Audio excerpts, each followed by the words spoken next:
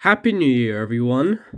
Well, it's now 2023, and I've got no new morals to do, but I've sure as hell got more crimes to commit and videos to make.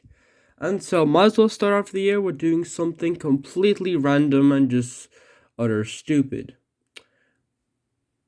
But only if I could decide what to do for episode 51. Wait a minute. Episode 5 and 1. 5 and 1 is 6. 6.5 is half of 13. What has 13 seasons? SpongeBob. Spongebob Title Cards. Yeah, that's probably an interesting idea to do for a video, because why the hell not? Now, of course, this video might be a little bit hard to make, because how can I talk about SpongeBob Title Cards for about 7 or 8 minutes? Well, I'll find a way. I always find a way, whether it be making a video or getting out of kidnapping. Such that the amount of times I've been kidnapped is absolutely amazing. It's absolutely crazy. I've been kidnapped 20 times for the past 5 months. It's crazy to think. I've only filmed one of those kidnappings. Anyway, so this is how a basic title card in SpongeBob is made. Background. Write text. And that's the way how to make a SpongeBob title card. I hope you enjoyed this episode. Make sure you like it. Yeah, I'm just kidding. That's not the end of the episode. No. I'm gonna talk about a few of these title cards. No, screw it. I'm gonna talk about all of them and see how they look. Because, why not? But I'm only gonna be talking about the ones from the original show. So I'm not gonna be talking about, the extra episodes, say Camp Coral or the Patrick Star Show, because they aren't actual title cards. They're just, the text on the background of the episode, which, by the way, I hated when shows just write the text on the background of what's happening in the episode and then show the credits. Then that's just a really stupid way of making title cards, which is why I like shows that do they show a unique title card, then they show particular credits, and then the episode begins. That's how you make a title card. You don't have the credits while the episode is freaking playing. That's not how you make a title card. Yeah, so without further ado, let's... Damn it, I think I went back too far. Let's go. Okay, so let's begin with 20,000 Passes Under the Sea. The title is meant to be parodying 20,000 Leagues Under the Sea, which is a Disney movie for some reason.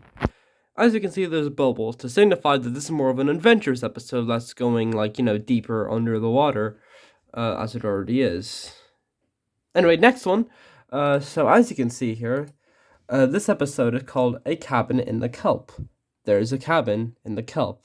I like the spooky colors, the spooky atmosphere, the dark green colors, and how the font is actually, this, kelp, or whatever that is. Anyway, moving on. 346 minutes later. So as you can see, there's lots of ice. The background is blue. That's because it's themed around weather. Oh god. Oh jeez. I can't do this for 346 minutes. I gotta do something or else I'm gonna die talking about SpongeBob title cards.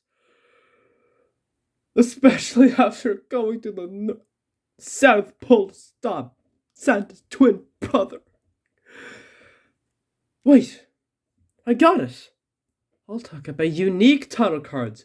Ones where the background moves, or it's a different font. No, not that. Oh, if the background moves, or if it's worded differently or something like that. Make it unique from all the others. That's how I'm gonna do it. Okay, so starting off, we have SB129, a season 1 episode paired with Karate Choppers, released on December 31st, 1999, the final day of 1999, and the second millennium. Who would have thought? Fits perfectly because it's a time travel episode, and it's a way of reflecting how time is going to keep going upwards, and we're never going to be able to stop it. We're going to keep it going on. Blah, blah, blah. So yeah, I like how it's more like computer generated rather than just being drawn. Plus, the actual like credits after this title card are actually unique as well. They still look like this, and I don't know why, but I just find that really cool. It's really nice to look at for some reason. Yeah, that's pretty much it. Yeah, to be honest, there isn't really that much to talk about when it comes to unique title cards and SpongeBob, since that's the most unique one that I can come up with. Because look how many episodes begin with SpongeBob in the title. Okay, so you got SpongeBob and Randomland, SpongeBob Longpants, SpongeBob meets the Strangler, SpongeBob versus the Big Wave or the Big One, SpongeBob versus the Passagata, SpongeBob Revive, SpongeBob Happy, SpongeBob Big Birthday Blob, SpongeBob Big Birthday Blob Part 1, Part 2, SpongeBob Last Stand, SpongeBob Please, SpongeBob for Christmas, SpongeBob Garden Duty, Sponge, it's all Sponge, it's all Sponge. Also, a thing I really like about these title cards is that they really look unique to like the actual episode sometimes. A lot of the early ones just, look very undistinguishable. Like, look at this. You can literally put any title card name here and it would work. And it would just look generic for SpongeBob. But then you got like Squidtastic Voyage, for example, where it literally is Squidward's body and what's that, a-hole? Anyway, forget I just said that. Or a Squirrel Record, where, it shows Sandy's house, the acorns, the leaves, the tree. The tree, you can't forget about the trees. Another example. The Other Patty, where it's a grill and there's Krabby Patties, and, it's about food and such and such. Splinter! A splinter gets stuck in SpongeBob's skin. So there's wood. You see, what I like about these title cards is that they're very unique to the actual content of the episode for the most part. You still get your typical stragglers that don't look unique whatsoever. But at the same time, most of them are very unique to the episode, and I really like that. Also, for some reason, there isn't a single title card that starts with Z. But apparently I'm reading here that there is one with Z in it. I don't know which one it is, but I'm not looking through any all of the all of the episodes trying to find that singular Z. So screw that. Yeah, so as you can see, I really like the SpongeBob title cards. They're all very unique, and it's also a really good way of distinguishing the episode. Of course, I will talk about, the credits after, but I feel like they're all in the very similar way. Seasons 1 to 3. It's storyboard director, storyboard artist, it's sometimes just the actual director. Writers, usually 3 or more, sometimes there'll be 3 or less. The lowest it was 2.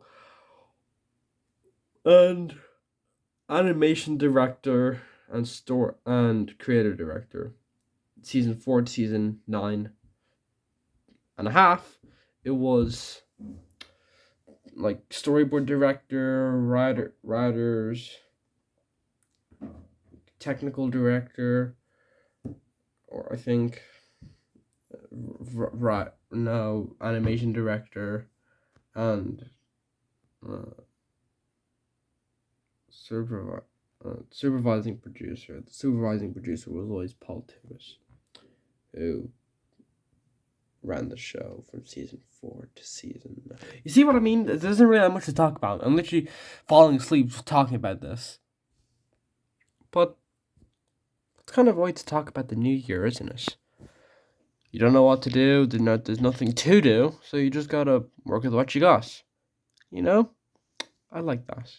It's cool. But that's still not an excuse for how I got no ideas or episodes to do for the next, 98 they have to do for 2023. So I don't know. I mean, the SpongeBob title cards are really nice. I mean, like, no, not hands down. Thumbs up to all those who work on them and try to make a unique one for every single episode. You guys are good. Actually, no, screw it. It's like, shout out to everyone who works on SpongeBob, because they have a hand in making this show the best animated show on television, in my opinion. It was Amphibia for a bit, but then Amphibia stopped. So, oops. So yeah, I really like SpongeBob Title Cards, and you should too. They're really cool, and we only have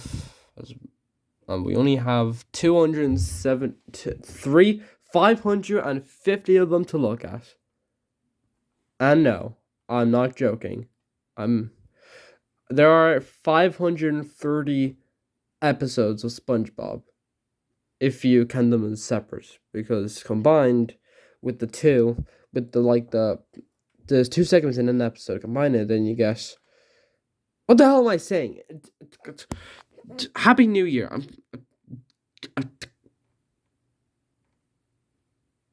Happy New Year. Hope you enjoyed this video. And goodbye.